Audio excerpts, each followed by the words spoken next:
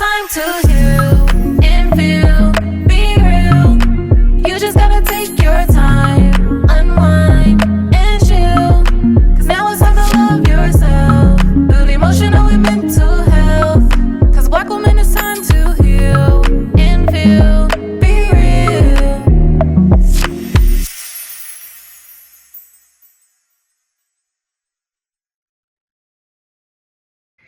Hey y'all, happy Monday. Before we jump into today's episode, I just wanted to remind y'all that fall is in full swing and kind of similar to summer, there's so much out there to do.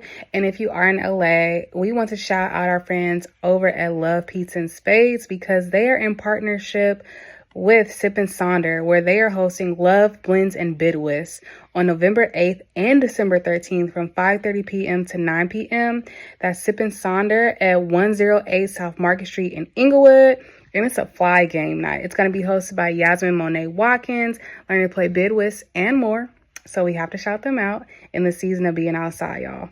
Hey y'all, we're back with another episode of Black Women Healing Podcast, and it's just your two hosts, Donika and Myra. Myra, yes. You sound like got me thirsty. That is hilarious. You sound like a little country Black woman, Myra. Myra May. That's how country your name could actually be. Oh my goodness, Myra. All I need is a Jenkins at the end. Yo, Myra Jenkins. That is a Black name. Ooh, Myra Jenkins. But yeah, we're back with another episode, and we're not gonna do our icebreaker. We're just gonna jump into it. But we've been intaking some beautiful, interesting, powerful media films, play. What's that called? What's the overarching? What is that called? Media. Art? It's all media. Oh, media. Okay. Yeah. And it's been some very powerful emotions that have come with it. So we just thought we'd talk about it today and how to take care of yourself also as you're intaking all this beautiful media. And so I'll start off with The Perfect Neighbor. So I went to a virtual screening. Oh, I cannot think of the name. They actually sent us a DM on our podcast page and asked us if we wanted to join. And so I went to the virtual screening of The Perfect Neighbor. And so it was a group of Black women. We watched it together. And then we did a discussion afterwards. And if you all haven't watched it, disclaimer, y'all might want to go ahead, pause it for a second because we're going to be getting into some of the details. So definitely spoiler alert. As we was watching it, I'm cooking, I'm cleaning, I'm watching, paying attention. And then when the mom actually is laying on the ground when she's gotten shot by this white lady, I just start boohoo crying. And then as it just escalated of, them not knowing if the mom died yet. Then when she did die, talking to the kids and the adults and talking to the whole community, like, oh no, she's dead, she's gone or whatever. I was like hysterically crying where I almost felt like, what is going on here? I cry every now and then. I'm not one of those people who hold in my tears, but I don't cry a lot. So it was almost just like, it just was, I don't know. I was like, I'm talking about y'all like I couldn't stop crying. Yeah. I was just I was hurt. That's what I realized. I'm like, dang, why? It was traumatic. And it almost, because when you seeing it, it felt like I was experiencing it too. And then I kept thinking about the kids and the impact of me knowing that their lives are never going to be the same. And not only that, it's for something so senseless, like imagine like my mom died because of a iPad, or, my mom died because of a neighbor was just irritated. Like, this is so senseless. And those kids and that whole community and all the family, everybody has to live with that forever, including us too now. And thinking of us, we're now a part of that experience and that story because we're getting to see it. So we also are going to have to deal with that forever. But I was just so sad, y'all. Yeah. Yeah, I was very sad too. I think because it's real raw footage, that makes it even more sad because this is not people acting out something. Even I probably still would have cried. But this is not people acting out something. This is literally body cam footage that you're watching. And I think for me, it cuts so deep because it just makes me think about how Black women are steadily killed and it's for senseless things. And I think that for me, being someone who I've had a family experience where I've had family members that have been killed for senseless things. So I think that brings me even closer to the experience. Being a Black woman and having had that experience, both of those two together, as what I think for me really took it there. And now I'm also like a mom. So I don't know. It's one of those things where it's like, I'm glad to know that this story is being put out there because we need to have awareness of it. But there's also the other side of it of who needs to be consuming this? How are we consuming information like this? Because for me, I watched it because it was one of the top things on Netflix. People were saying and watching it. If I'm gonna be fully honest, I don't be reading shit. Like I just click stuff and watch it, and I see if it sticks and if it doesn't. And I felt a buildup happening, and I was like, "Where exactly is this going?" And of course, like it went to where it went, but I don't know. I feel like we need to have like disclaimers on things that like when it says like these are some of the top things, it also needs to say like be cautious watching this or whatever. Because you literally don't know what you're walking into. This is true. This is true. And I think, I'm one of those people who I don't, when it's like social media, when they're showing like people getting shot or the police footage, I've never seen any of the stuff, especially like during Black Lives, like, when the things were happening. I have not seen any of those videos because I would scroll past it. I'm not watching somebody die. I'm not watching somebody get shot. But I think in the film, I guess because it was like a longer story connected to it, it wasn't just like boom. I think that's why that moment really hit me too. Of course. Because I don't consume stuff like that. One of the ladies in the group, she had said like she thinks that white people should watch this. Definitely, yeah. Yeah, like we know this is happening. Yes, we know. Like that's the piece. We know it. We've experienced it. But that puts a mirror to like the privilege. Like when you see the way that lady is treated, I think that oftentimes white people they don't fully know the extent of their privilege. But when you watch this, oh, it's dead in your face because the things that happen, you're just like, what? Huh? This lady killed somebody. She killed But I somebody. ain't gonna stand up. I ain't coming out the house. I ain't coming. They told this lady, oh yeah, we about to put you up in a hotel. She ain't no cuffs, no nothing. To go no buy and get your restraint. clothes that you need. What? You What? driving her to her house to grab her stuff. Is this a retreat? And then even after that, when they were trying to actually convict her, they told her to stand up, and she said, "Nah." She said, "No, ma'am, please stand up." No, and this wasn't just a one time thing. She said this was like minutes. She kept saying it. They would have, they would have did all. You don't understand how much she been black, yeah. You know what I'm saying? Whether she'd been black, and we can't even like old, even with the ages, and that could have been a black old lady, and they still would have done something to her. Like, please, like, there's no way that a white person looking at this wouldn't see the discrepancies or the differences in how they would treat another person of color. In general, but definitely a black person. Like, what you don't have any say, so you're going to have restraints on you the whole time. Whole time. They left, it was just so many like privileged pieces, and then the no remorse of it all. They tried to make the lady write a letter. They told her, we think you should write the kids a letter. That letter when those words, oh my goodness. It was just so bad, y'all. It was just so bad. It was very bad. And my feelings were so hurt. And I agree with Myra saying though, like, did I really need to watch that? Yeah. It's one of those things like we live the experience, literally. Like we literally live this experience. So yeah. I'm happy again, like I said, I'm happy that the story is being told. I had no idea this happened. I don't know if I just like missed this. But I was like, when I was on TikTok, because if you watch it, there's this white lady on there where the police are like, oh, like, who's your kids? And she's like, they're all my kids. And she like stands very firm on that. And I saw the people in the comments like commenting like, oh, I remember when this happened. I'm like, did I just miss this? Because this is a part of history. Like that story should have been told more broadly. I think that it's unfortunate, but it's because there's so many stories like this happening all the For time. sure. And like Probably got muddled up with something else. Yeah. there's so many stories like this happening, whether it's gun violence or whether it's like, I mean, I remember like during the time too, it was a lot of, I think, what's it called?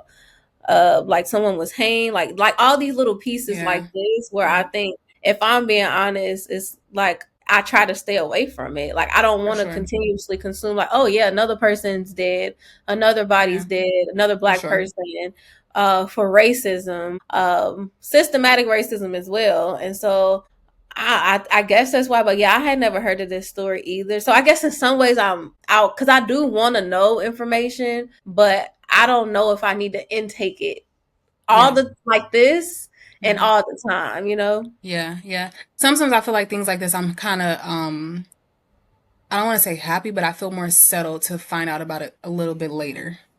Because I notice for me, like when I hear stories like that, like right when it happens, I don't know what it is. Like I feel heavily connected to it.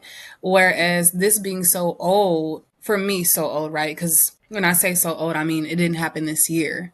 So for me, it's so old where I feel like I was able to take it in a little bit better than if I were to learn about it when it first happened. I'd probably be thinking about it all damn day, dreaming about it, right? Like where now it's on my mind, but not so heavily. So I guess I'm kind of glad that I didn't learn about it when it first happened too. But Yeah. still, it's still heavy.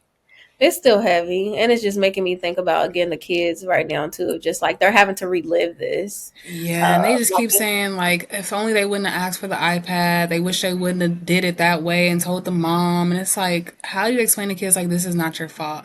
And again, it makes me think about just like being a black person and having a black experience, especially when it comes to things like this and how things just happen that are so out of your control. Like so out of your control. Like can't predict anything at this point, right? Because they kept calling the police for 3 years. everybody, they have Yeah, the three years. they have the footage of them and the lady doing all type of wild stuff. And so, like you said, the predictability of, I'm knocking on this lady's door and I died today. Right, you don't even know. Yeah. You wouldn't think Mm-mm. nothing like that. Yeah. But those are the thoughts that, black people have to think about constantly again too. Like, this is not just Yeah.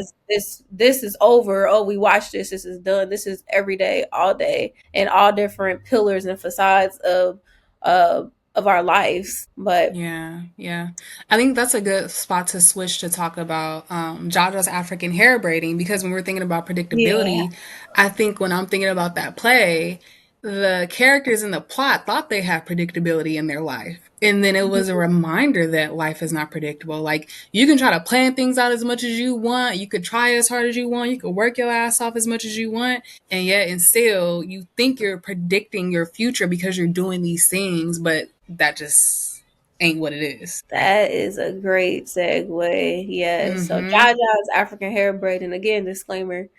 First of all, go watch it if you haven't already. Before it leaves, November 7th, I think it's gone. Yeah, it's in LA. Hopefully they, Yes. travel and Yeah, continue they're doing the traveling. other Yep. places. So look Yep. for it in your city if you're not in LA. But It's a Tony y'all, Award winning play. so fire. So This good. play was so good. Like, it was so many feel good moments. Fair enough, there was some sadness too, Yes. but it felt so good.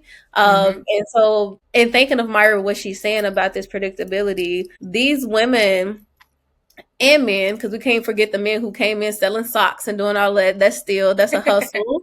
Like, Yes. working hard, trying to live the best of their life as Yes. immigrants, dealing with customers of all different types of Mm-hmm. communities, and just like working hard, Working hard, hard. hard. Even been working hard, worked hard to get over here to America, still Yep. working hard in America, and just trying to get ahead, like you said, and trying to do some of these things, trying to have some predictability. And then as an immigrant, this is talking about the immigrant experience, but it's so unpredictable. Mm. Like, Mm-hmm. you even when you think you're comfortable, you can't ever really get comfortable, and it's a tribute to them trying to have some normalcy, like, and being taken away. Right. But I just want to stick on the bright moments for a second. Cause y'all, the hairstyles, Blew my like mind. They was putting them hairstyles in quick, fast, and in a hurry. we was like so shocked. Like it was like I promise you, it was like magic. Every time you looked up, you like, hold on. Because these are intricate hairstyles we talking about. We not talking about just like a little puff puff. It was Right. intricate hairstyle. Micros in so fast while also acting, while also in this Yeah. play. Like those everybody who was in that play as well, immaculate. Immaculate Immaculate yes. acting. I felt Yes. it. Y'all doing it. Y'all doing it. Like it's so good. Yes. The clothing of it all too. Like them Yes. showing like not only African culture, black culture, Yep. sharing the different stories of I think it was a moment where they had talked about oh my goodness, y'all, it's so funny. It was this lady getting the micros. She had her little computer and they gave her this tone of voice. She was like It was killing me. it was funny, but basically she said she studied abroad in Africa when she was in college. And the lady doing her hair was like, what part? Like South Africa, King, like thing, all those like typical places that you study abroad, they make it available for you to study abroad when you're in college. Yes. And even that was like a highlight because I never put that together. I'm like, yeah, you never really did see study abroad in Ghana, Nigeria, Sierra Leone, West Africa. Like you never really seen that. I'm Unless you like, went to SDSU, I'm gonna have to shout out that Africana Studies department because where'd y'all? Oh, SESU they go does to have a good. Ethiopia, Nigeria. I think they went to Sierra Leone one time. They go to all the places that people deem as dangerous. So I just want to shout them out. Like they have an amazing department where they do that. Shout them out, definitely. I have because I haven't. But you all right? When I was at SSU, where did well no y'all? Where did y'all go? Then y'all go to y'all I went went to to Ethiopia. Ethiopia. Yeah. Yeah, but y'all did have. I don't. I'm not gonna lie. I don't remember that. I don't They're remember going them. again next year also. Like if you're interested, we could share the Yeah. link, but you can be a community person and you can join and go on the trip too. I believe they're going to Nigeria again, I want to say. Or Sudan. One of the two. I don't know. But anyway, I'll share it. That is not typically heard of. Not at And all. so yeah, when she said it, I'm like, dang, I had never put like those pieces together though. Mm-hmm. Mm-hmm. And just like hearing the story of Yep. leaving her kid and the complexities of even like the romantic life and Mm-hmm. again like just trying to make the best of what you got, Yes. planning out years and years and years, Yes. like imagine like, oh yeah, I'll get to see my daughter in 2 years, or thinking of even like that, as an immigrant experience. I'm thinking of like a lot many times their parents, it sounds so sad but it's the truth, a lot of their parents Yep. die Yep. and they're over here trying to make the better living, but they can't even go back home for the Yep. service or for whatever to be with the family because they're over here. They may only get to see their parents maybe one or two more times in their life Mm. before the parent dies, It's or sad. family members. It's so sad that it's yeah. Yeah, Hmm. I But digress. What I don't you think what we should give it all away. I think that y'all should go check okay, it out. okay. Black writer, black cast, like it's just so black, right? But it's one of those things where I think, unlike the movie, we should have given that spoiler because we want you to be cautious of what you're going to watch.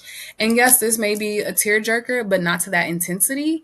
But I think that it's something where you'll walk away and your wheels will be turning in your head about the ways in which you need to now show up in the world. So, highly suggest that y'all go check it out. It's Yes, great. Johnny has African hair braiding.